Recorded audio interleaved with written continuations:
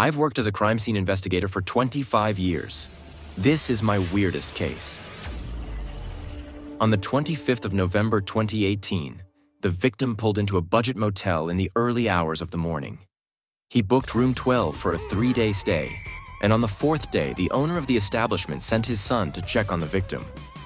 What he found was something that someone his age should never have witnessed, or anyone for that matter.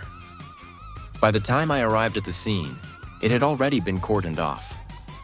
Members of the county police department had swarmed the area, and in the absence of the sun, it was the blue and red flashing lights that cast their glow over the building. I made my way past the tenants who were half asleep, doing their best at giving witness testimonial. I stepped by a particularly shaken forensic pathologist who was trying to call his mother and entered room 12. Now, I've been working as a crime scene investigator for more than 20 years. I have dealt with some truly confounding scenes before.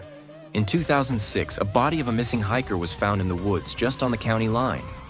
It had been burnt to a crisp, but only the upper half. Below the waist was completely untouched, as was the surrounding area. More recently, a farmer reported a break-in just after New Year's Eve. Presumably, someone had broken into his warehouse, which housed an industrial animal carcass shredder. It had been used in the night, and a pile of jellied flesh was found clumped at its mouth. Horrifically, it was eventually proven to be human, although couldn't be identified beyond that. Only one other thing was found at the scene. Within the remains was a small steel plaque, about the size of a business card, with the number 0002916 engraved in it. I say all this for simple context. I am no stranger to the unexplainable. But what I saw in room 12, it still keeps me up at night. The following are excerpts from the crime scene report I filed that day. Incident number 240711, date of incident, November 29th, 2018. Time of arrival, 11:54 p.m. Location, room 12, Sir Sleep-A-Lot Motel, Yellow Smoke County. Reporting officer, Detective Arthur Graham, Yellow Smoke County Police Department. Victim name, John Doe. Name yet to be confirmed through fingerprint or DNA. Gender, male. Age, estimated to be mid-40s. Occupation, unknown. Suspects, none at present. The victim checked into the Sir Sleep-A-Lot Motel on the morning of November 25th, 2018. He informed the motel owner, Mr. John Kelly, that he would be staying for 3 days. No known associates or visitors during the stay. Victim was found laying on bed in supine position. Victim had skin removed crudely. Patches of flesh hang loosely, revealing bone in some areas. Teeth indents on right part of pelvic bone will be examined. The victim's head is absent from the scene. Notably, the body had been dressed in what appeared to be women's undergarments, specifically a pair of lace stockings and a torn satin slip. Neither items of clothing belonged to the victim. The body was likely dressed post-mortem. Now, addendum. Marks on right part of pelvic bone were positively identified as being from a human juvenile. Estimated as between the ages of 3 and 6, no dental record have been traced. Blood covers every inch of the room's 4 walls and carpet. The blood spray appears to be inconsistent with splatter from traumatic injury. Possible use of pressurized device. The amount of blood was determined to be approximately 2 gallons, or 135% of the victim's total volume. ED. Teeth were found on the room's desk, 33 in total, arranged into a circular pattern 10 inches in diameter. The careful arrangement appears to be ritualistic.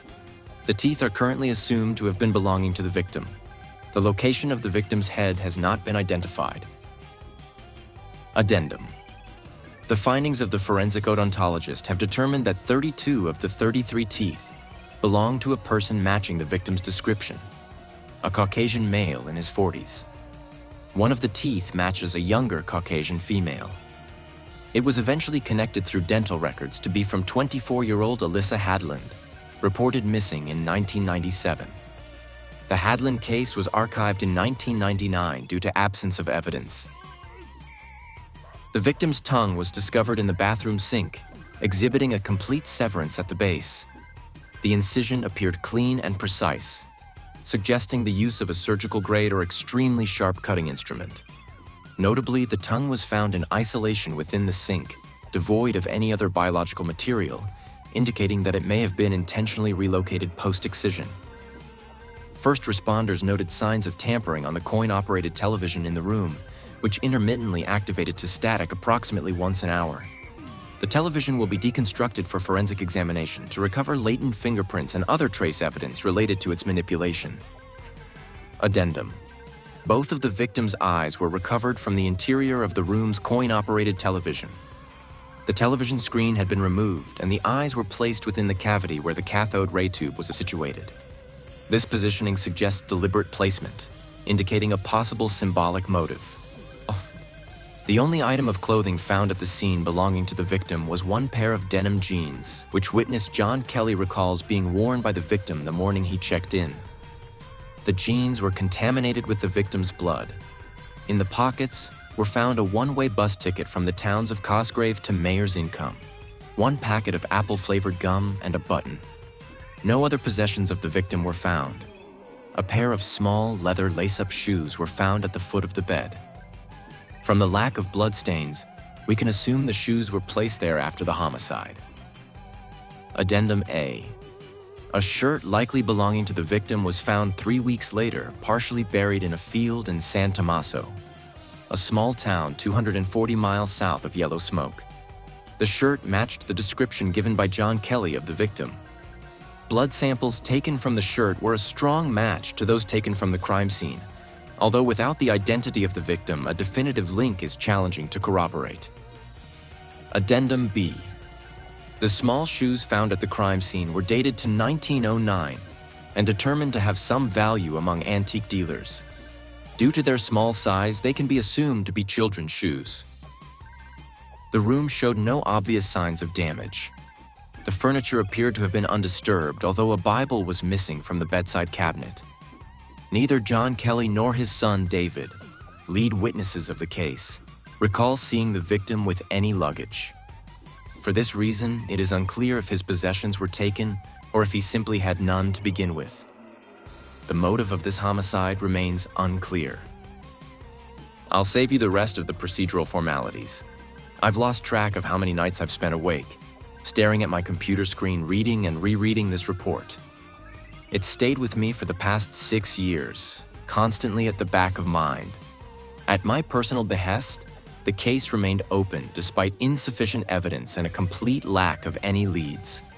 When it was finally shelved at the beginning of this year, they were no closer to solving it than we were the day we found him. Then, earlier this week, I learned that it had been reopened by the FBI. I assumed that there must be someone else in this department who felt the same way about the case as I did, strong enough to reach out and request assistance from the feds. I was tasked with compiling any and all digital evidence we had on the case onto a USB flash. I felt weird combing through all the reports, files, and forensics. It felt like I was visiting an old friend. I added the documents I wrote up on the day, the dozens of crime scene photos and witness statements. I've studied them all meticulously myself. I doubted some Yale boy with a corner office could do any better. Ends. I kept trailing through the earmarked files, checking and double-checking if there was anything I'd missed. It was dark now. I spent the day working from home, hunched over my computer in my sorry excuse for a library. That's what my job mostly consists of now. I couldn't wait for retirement. Maybe then I would have the time to read some of these books I have lying around. I decided I was finished for the night. I'd squeezed every piece of relevant information I could find onto that hard drive. It was up to the FBI now. I only hoped that if our victim left any family behind, they could one day get some closure from this. I was about to shut my computer down when something caught my eye. Witness_1.mp3. It was an audio file. Somehow I hadn't noticed it before. Hell, I don't think I'd even listened to it before. To my knowledge, all the witness statements taken that night were written.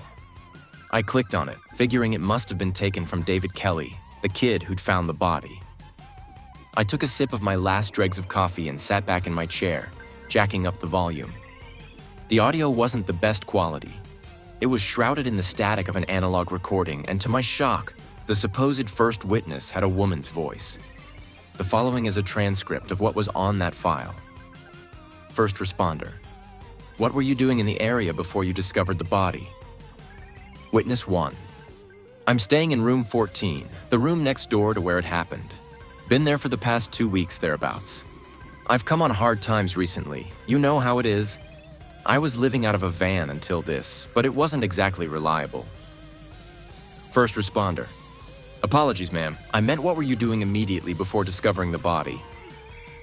Witness 1. Right. Well, I came back from work around 9. I clean at the elementary school in town. I came back and spent the rest of the day in my room. I had dinner and I was just catching up with the news before I went to sleep. First responder. Can you describe how and when you found the body? Witness 1. Gee, it must have been around 10. I was turning in for the night when I heard a banging noise from next door. I guessed he must have brought a lady friend over, so I tried my best to ignore it, but it kept getting louder. It didn't sound like a headboard neither, more like someone chopping wood. It was too much for me to ignore, so I got up to go complain. I found the door unlocked and it opened wide up when I knocked. That's when I saw him, that poor, poor man. Please, first responder. Could you please describe the scene you came across as detailed as you can? Witness 1. It was terrible, just terrible. I saw my neighbor kneeling in the corner of his room. His head had been cut off. Can you imagine that? There was blood covering everything around him. I almost vomited there and then. Then I saw the man in the bathroom. There's a pause asterisk. First responder. Could you please go on? You said there was someone else at the scene? Witness 1. Yeah, a real weirdo. I didn't notice him at first. He was just peeking out from behind the bathroom door watching me. When I did finally notice him, we just stared at each other for a moment or two. Then he just strolled out from his little hiding place. Asterisk, another pause asterisk. First responder. Please continue. I assure you everything you have to say will be of some importance to our investigation. Start by describing this man you saw. Witness 1. Okay then. He was a freak, I'll say it. When I got a good look at him, I saw that he had this great bulbous head. He was bald as a newborn, and the entire back part of his head was all deformed and sagging down. I think he had this disease. Oh, what's it called? A boy I went to school with had it. A first responder. Are you thinking of hydrocephalus? Witness 1. Yes. Yeah, that's it. Hydrocephalus. But it was much worse than that kid I knew.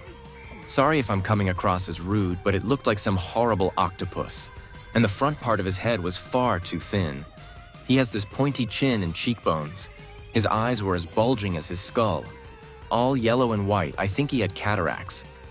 Oh, and he must have been around 7 feet tall at least. He was hunching over where he met the ceiling. First responder. Can you describe what he was wearing? Witness 1. Sure, he had this battered old duster coat on. It was black, but he was covered in these stitched rags of red and green. The coat hung down to the floor, but I could make out the tips of brown leather boots poking out from the hem. First responder. Can you? Witness 1. Oh, pardon my interrupting, but the man, he was holding this. Well, I don't know what it was. It looked like a lobster pot with a handle and must be 24 blades sticking out of it. Knives mostly, and razor blades, axe heads, chains, that sort of stuff. Anyway, go on. First responder. Right, what did you do when he came closer to you? Witness 1. Well, I just ran. Out of the motel and down the road until I realized everything I owned was in my room. I didn't fancy having to start over from nothing for a third time, so I came back. And that's when you bumped into me. First responder. All right, and how long was it from discovering the body until you called 911? Witness 1. Oh, I didn't call 911, honey. First responder. You didn't? Witness 1. Oh no, by the time I came back from my little jog, the place was already crawling with police. I still haven't been allowed back in my room. First responder. Are you aware that, His speech became muffled after that until the recording was nothing but static hum that had been in the background since the beginning. After hearing this for the first time, I didn't know what to think. I just sat in my old oak chair until my wife came in to tell me that she was going to bed. I kissed her goodnight and went back to aimlessly staring at the computer screen. Eventually, I closed it and stood up.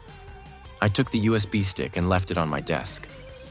I left the room and locked the door behind me. I changed, washed, and climbed into bed with my wife. I kissed her on the back of her neck and tried to fall asleep. That thing that did this was still out there, but that wasn't my problem anymore. Follow us to see more stories in our shorts or videos.